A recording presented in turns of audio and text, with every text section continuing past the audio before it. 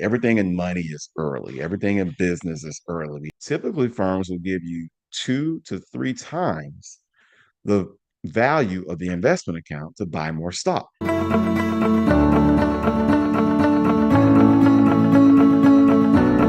Hello and welcome back to the Wealth Equation Podcast. I'm your host, Maurice L. Wilson, engineer turned financial advisor. And today I want to talk about investing or starting to invest late and what you can do to make up for lost time. Is it possible to still retire if you are starting late? And in this case, late would be in your 40s, late 30s. A lot of people were bombarded with the concept of starting early. Everything in money is early. Everything in business is early. We have these lists about 40 under 40, 30 under 30, 20 under 20, just all these age-based lists. And so you get the impression that, hey, if I didn't start early enough, I am definitely doomed. And that is far from the case. In fact, just in the world of business, a lot of the successful companies, the CEOs or the founders didn't start these companies into their 40s. We hear the stories about the Bill Gates and the Amazon guys, or really Amazon, Google guys, these people that start the companies in the garage, Michael Dell. Those are outliers, right? I mean, people typically don't start these mega companies, on their own out of their garage in their 20s. So let's get into it. What allows us to start late and still reach what we would deem financial security or just retirement, correct?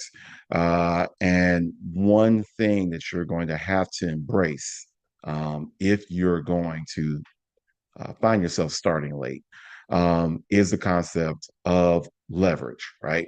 So leverage is one of these big words that you hear a lot, and you're kind of embarrassed to ask people what the heck is leverage, right?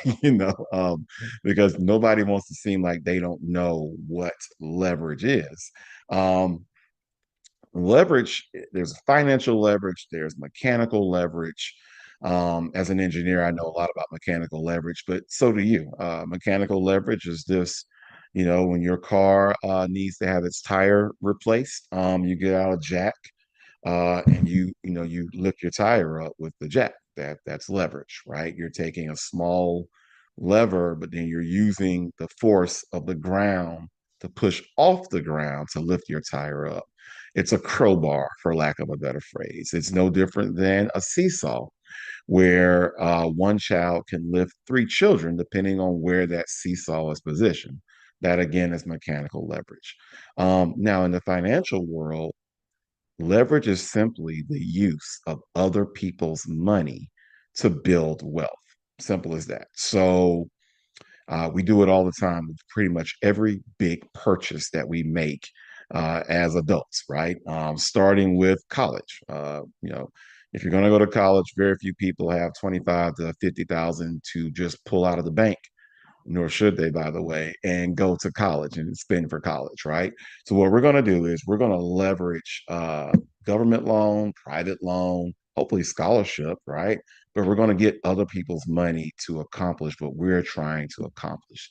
Sometimes we have to pay that money back. Sometimes we don't if it's a grant, right?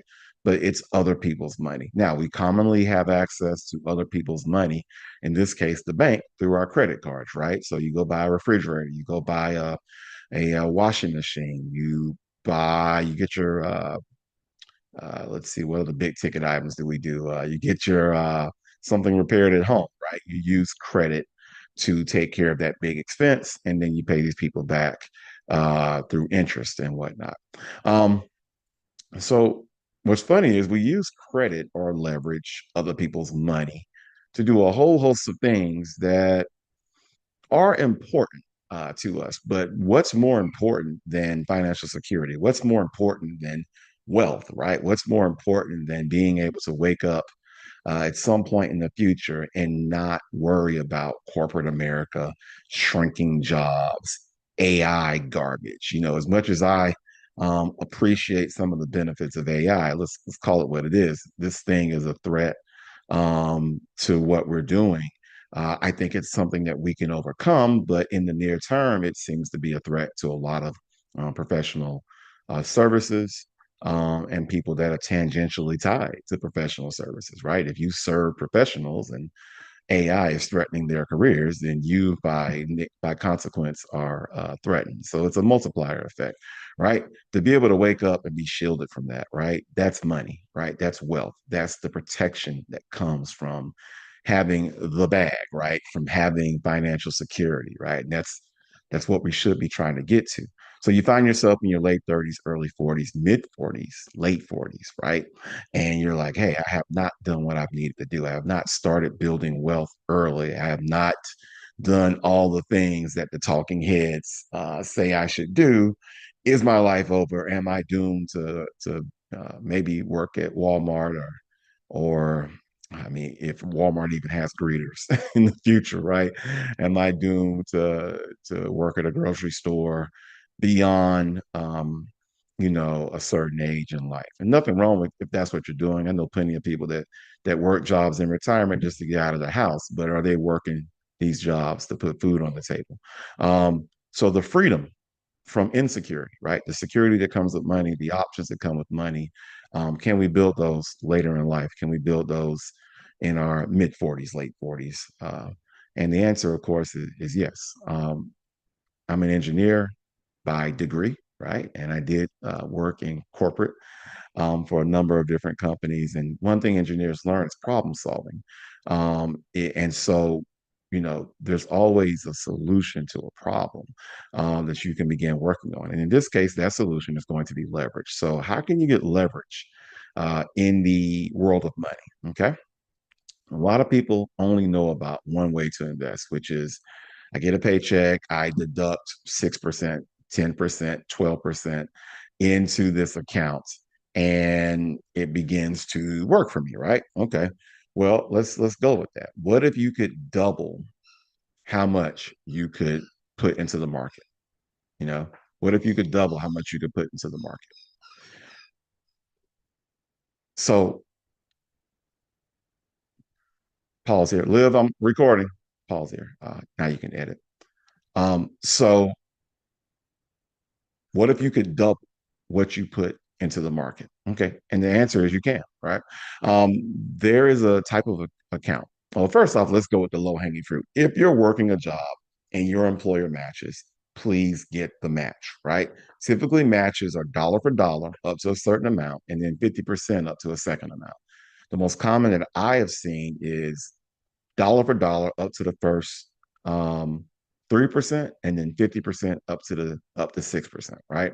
So your employer is essentially giving you about 4.5% per 6% that you put in. That's free money. You can't beat free money. So definitely get the employer match, right? That's the first form of leverage you can get if you have that type of job, is the free money. Now, if you don't, then what you want to do next is you want to um, actually get to a Roth IRA or Roth 401k if you have the option. Now, what this is going to do is this is going to allow you to build tax free wealth.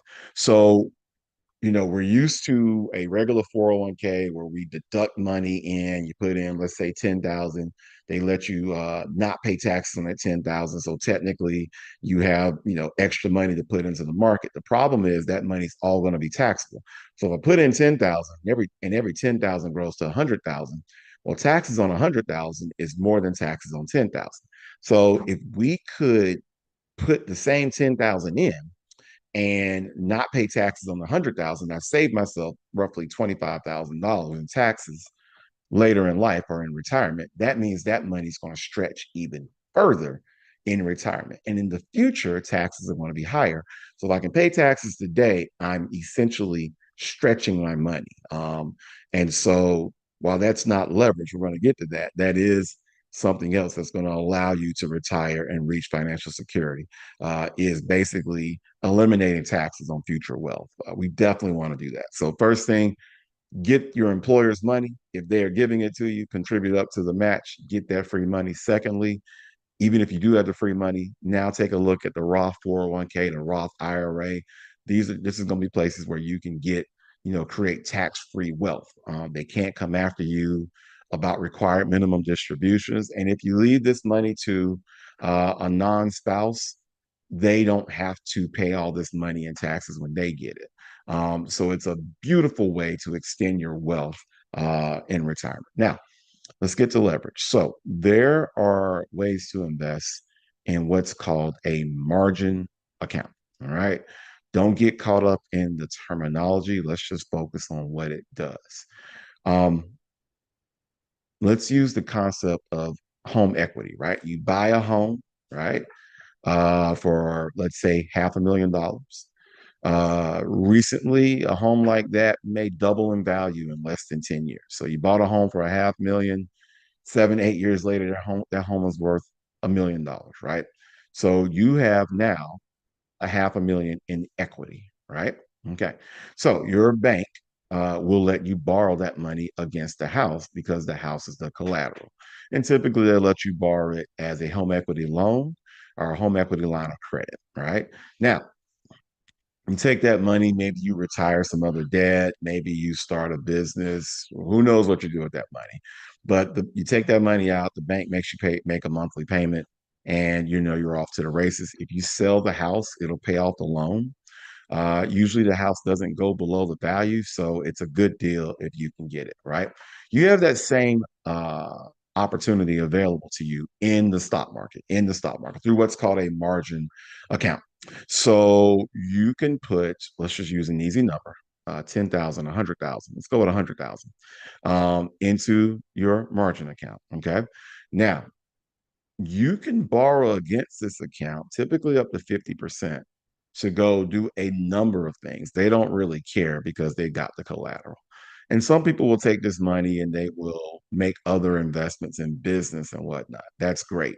The more powerful play, though, is to take that money and invest more money in the market. If you do that, typically firms will give you 2 to 3 times the value of the investment account to buy more stock. Now, what does that mean? Well, if I started late and let's say I got this 100,000 in this account, but I really should have had about 300, 400,000 in that account. Well, now you can make that account at like a 300 or $400,000 account, right? Because they're going to let you borrow money against your money to invest in the stock market. So what does that look like? Let's say you bought a stock. Let's just say you bought Nvidia at $100. We already know it's going to double to 200. Okay. So you put 100,000 in, it doubles to 200,000. Great. You have a $200,000 value now. Now, let's repeat that though, but with margin, right? So instead of putting 100,000 in Nvidia, you put 300,000 in Nvidia. Okay. And then it doubles. Now you have 600,000. Okay. Well, remember, you only had 100,000 of your own money. You borrowed 200,000 from the brokerage firm. Well, you can pay them back. You pay them back their 200,000 plus interest. Let's just say the interest is zero for the sake of argument. So 600,000 minus 200, now you have $400,000 of actual money, right? So you started late, but you invested in a good investment, doubled it, and now you've increased the value of your account and you're essentially catching up. Now, that is an oversimplified example. You won't always get a double, you won't always do NVIDIA. But what if you just took the concept and just did it dollar cost averaging into a plain vanilla index fund? Just the stock market, right? That's just mimicking the stock market. It's going to ebb and flow. It's going to ebb and flow, right? And you're just doing it like that. You aren't making wild one stock bets, but you're just using that money to just invest in the stock market, correct? That's something you can do. And by proxy, you're getting bigger exposure to the market. You're making more money. You can pay your brokerage firm back, and you are essentially catching up and making up for lost time. It's a form of leverage. And that's what leverage does, right? In the real world, if you had to save enough money to go to college first, you had to save 25,000 to buy 1 year of college. If you had to save hundreds of thousands of dollars to buy a house. We would never make these purchases. We would just never. You either had money and you bought it outright, or you didn't have money and you just kind of made do without it. But by proxy, we wouldn't have a real economy. I mean, there wouldn't be home builders if everybody had to have the money to buy it outright. Colleges would cease to exist for most of us because who's got time to save that much money to go to college at 18, right? Your parents haven't had enough time to save it. You are coming out of high school. You haven't had enough time to save it. So maybe your great grandkids can go to college, right? So colleges would cease to exist. Um, because we can't buy a home, we're not gonna save enough money to buy a refrigerator, a laundry machine, a washing machine, right? Oh, by the way, cars. Well, we don't have enough time to save $50,000, $60,000 for cars. So we have to use leverage, right, to make this thing go. And heretofore, we haven't really applied that to the concept of the stock market, right?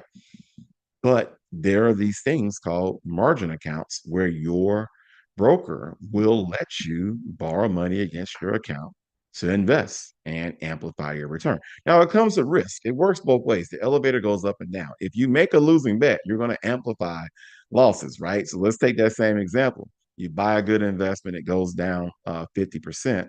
If you put in 100,000 but borrowed another 100,000, then you've lost $100,000. So you could technically be wiped out as well, right? So these aren't to be gone into or entered into uh, ignorantly, right? You want to work with somebody that can guide you. You don't have to work with Wilson Wealth. You don't have to work with me, but please work with somebody that can help you do this because this is a specialized way of investing. But with that being said, it is something that's on the table for you to consider if you're starting late, if you haven't had enough capital to really take advantage of the market. It's something that you can do that's out there for you. So, what are the ways you can, start late and still, build wealth, get free of the insecurities that come with not having money? What are the ways? Well, number one, let's get the free money from your employer. If you're working a job, please get that free money. Get that match, right? And typically employers are matching dollar for dollar up to the first 3% and then 50% up to the next 3%. So essentially 4.5% is what they're usually giving people at most employers. Secondly, let's let that money stretch so we can take taxes to zero on our future wealth. Then your money's buying 25, 30, 35% more with that same dollar because there's no taxes, right? People move to Texas, they move to, I think Florida has zero state tax. That's just to get rid of a 5% tax. If we can get rid of the federal tax and the state tax, we're going to stretch that money. So you need a little bit less money because the money you have is doing more, right? So get that tax free wealth, get that tax free money. Roth IRA, Roth 401k are two of the biggies. And then let's use leverage, right? These margin accounts allow you to borrow against your own money to put more money into the stock market, right? And so you're amplifying your exposure to the market, correct? And you are able to make more if you choose properly. If you choose poorly, you're going to have some problems, but that's where you want to work with someone to help you manage that risk because sometimes there's not risk in the market so much as volatility, right? Can you manage the drops? Can you diversify properly, right? Can you get yourself set up properly on the risk reward um, chart so that you aren't overextended, correct? And there are ways to do that, right? Working with a professional or just kind of doing your own research. I mean, of course, I'm biased. I'm a financial advisor, but I have a stack of books behind me that shows you I read the same books you read, right? I'm licensed, but the knowledge is out there, right? I mean, for those who are looking for it. So, properly informed or properly advised, this is a tool you can use to help you achieve that goal. Um, if you like content like this is the Wealth Equation Podcast of Maurice L. Wilson. Please hit the like button. Please subscribe. You can find me professionally at www.wilsonwealth.com. Bringing you videos and information like this on a routine basis is what we do. I'm an engineer turned financial advisor, which just means I'm a problem solver trying to help you build wealth and find the optimum solution for overcoming the problems and creating your own wealth equation. Once again, Maurice L. Wilson, thank you for joining me today on the Wealth Equation Podcast.